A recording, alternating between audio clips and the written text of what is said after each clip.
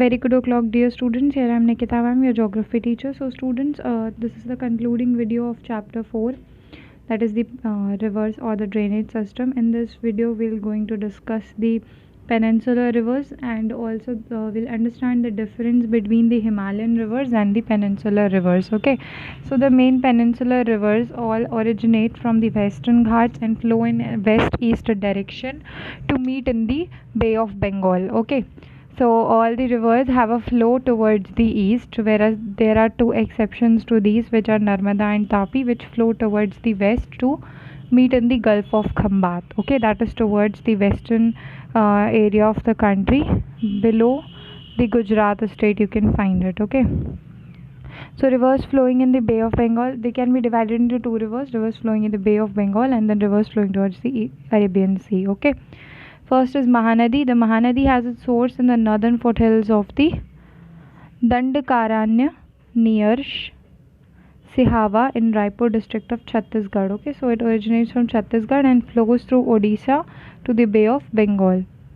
The drainage basin extending over 1,41,600 square kilometer, that's a large drainage basin, is shared by Chhattisgarh, Madhya Pradesh, Odisha, Bihar and Maharashtra. Okay, so these states are drained by the water of this river. So the total length of the river is 857 kilometers, and the Seonath, Hasdo, Mand and Ib join the Mahanadi on the left bank, and Jong, Ong and Tel join it on the right bank. Means these are the tributaries.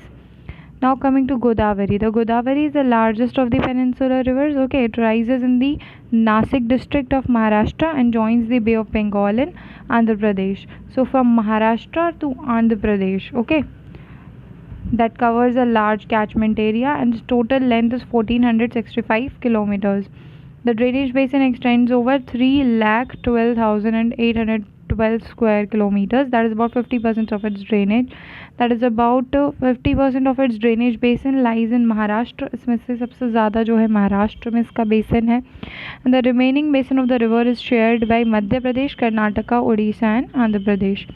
So the Godavari is often referred to as the Vridha Ganga or the Dakshin Ganga because of its large size and extent. Okay, so its principal tributaries include the Pravar, Purna, Manjara, Penganga, Vainganga, Vardha, Pranhita, Indravati, Maner and Sabri. Okay, these are its tributaries, and among them the Manjara and Penganga and Vainganga are the largest together, account for 1,15,832 square kilometer of its drainage basin. Okay, now coming to the Krishna. The Krishna rises from a spring near Mahabaleshwar. Krishna is an important river, rises from Mahabaleshwar. Its total length is 1400 km and it's shared by Maharashtra, Karnataka and Andhra Pradesh. Okay, along with its tributaries such as Koyana, Ghatapratha, Malpratha, Bhima, Tungabhadra, Musi and Moneru. Okay, it drains an area around 2,58,948 square kilometer. That is the largest after the Godavari.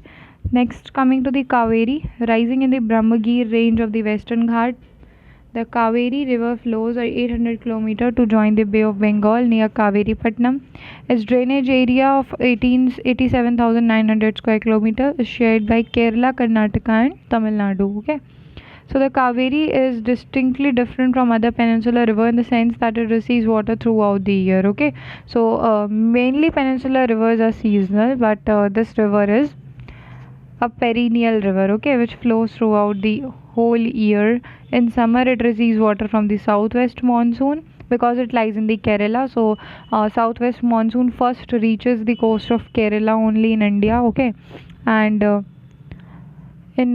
from the Arabian Sea, and in winter it receives water from the retreating northeast monsoon. Thus it is a perennial river. Okay, because when the monsoon is retreating or going back, then it does the winter showers on the coast of Tamil Nadu and Karnataka. Okay, because of the low pressure area created there. So the Brahmani is then in summer it receives the river is joined by the Lakshman Tirtha, Kabini and Swarnavati, Bhavani, Amravati on the right bank. So these are the tributaries, okay. The Suvarna Rekha and the Brahmani river. The Suvarna Rekha and the Brahmani interpose between the Ganga and Mahanadi deltas, okay. These drain an area of 19,300 square kilometers and 39,033 square kilometers respectively. The drainage basin of these streams are shared by Jharkhand, Odisha, West Bengal and Chhattisgarh, okay. The Brahmani is known as the South Koyal as its upper reaches in Jharkhand.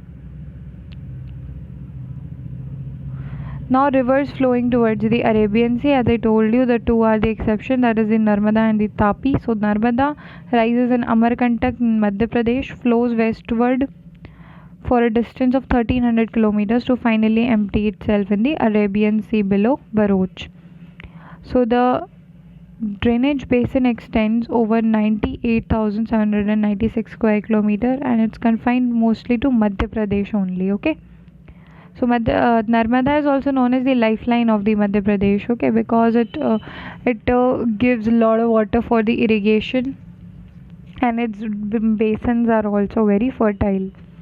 Then only 1/10 of the basin area lies in Gujarat, okay. The picturesque gorge of the Narmada and marble rocks near Jabalpur in Madhya Pradesh is quite well known, okay. It's a scenic beauty. Another feature of the Narmada basin is the lack of development of the tributary streams, okay. There is no development of the tributary streams because of lying in the central India, okay. Next, another reason for the undeveloped tributary streams is that it flows westward, okay. That is opposite to the most of rivers. The Tapi is also that exception, rising in the Betal district of Madhya Pradesh, flows westward for 724 kilometers in a trough basin more or less parallel to Narmada and is however much smaller both in terms of channel length and catchment area, okay.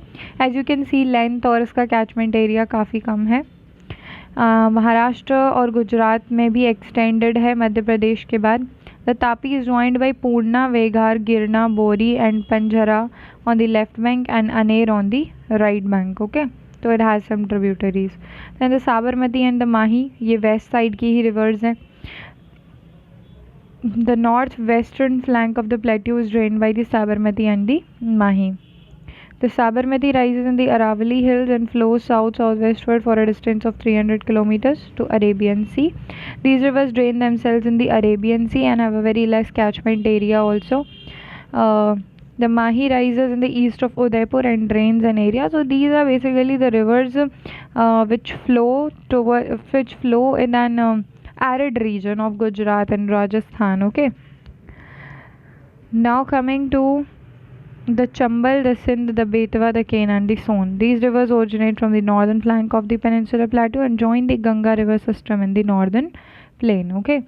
So these are the tributaries of the Ganga river but which originate from the northern flank of the peninsular plateau. Chambal rises in Maho in Vindhya range and flow towards the north generally in a gorge up to Kota. Below Kota it turns its direction and after reaching Pinhat it turns to east and runs nearly parallel to the Yamuna. Before joining it in the southern part of the Etawah district in Uttar Pradesh, the river flows much below its bank due to severe erosion because of the poor rainfall and numerous deep ravines.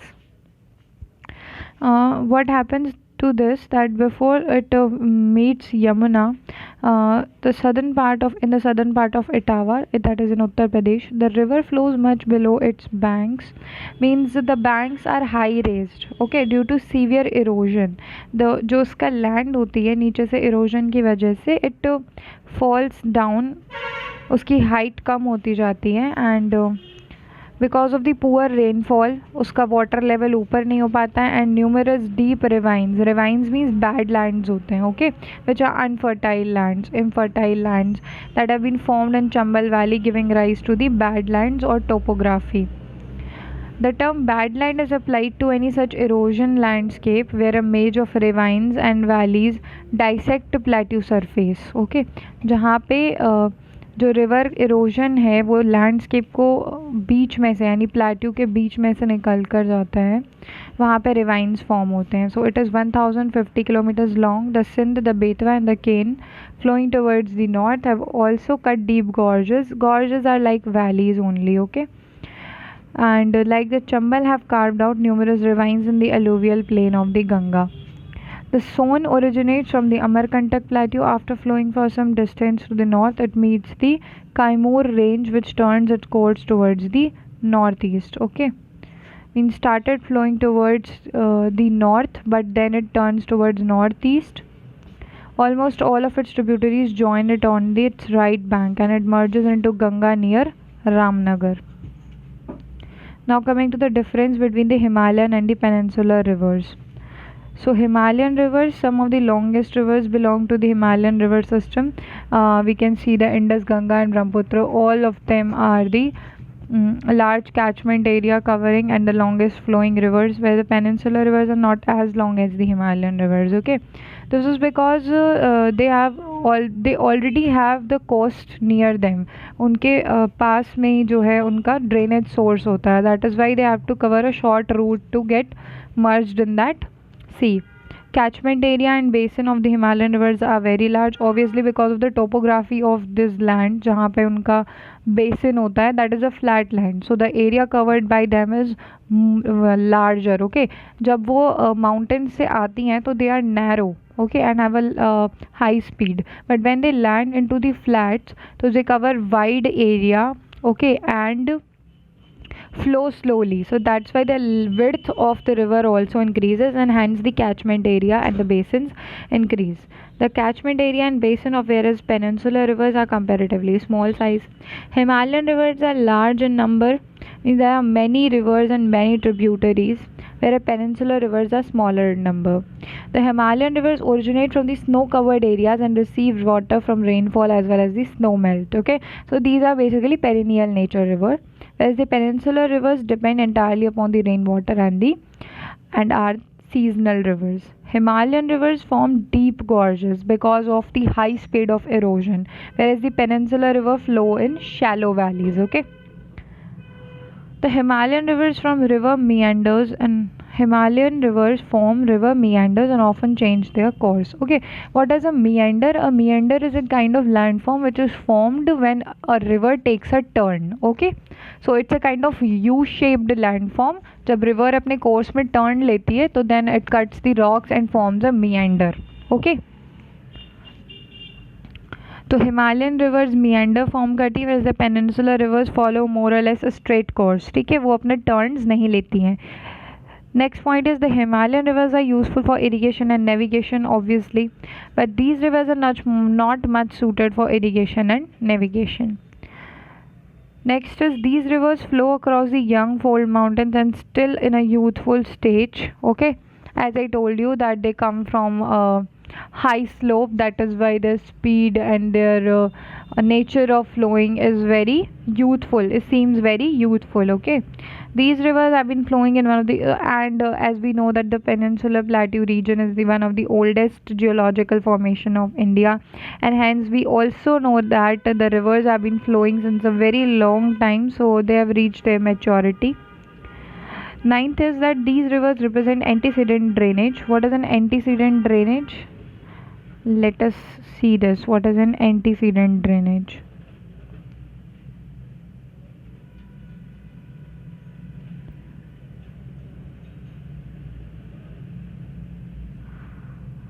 So basically an antecedent drainage is one which cuts the mountains during its course. Okay, antecedent का मतलब होता है when the rivers are flowing from a very high slopes and cutting the mountains, forming very deep valleys. Okay, so these rivers represent, whereas these rivers represent consequent drainage. Okay, consequent means regular drainage. The Himalayan rivers form big deltas, and the Ganga Brahmaputra delta is the largest in the world, whereas the peninsular rivers form comparatively smaller deltas. Narmada and Tapi form the estuaries. Okay, estuaries are small kind of deltas. Okay, So that's all about the chapter. Thank you.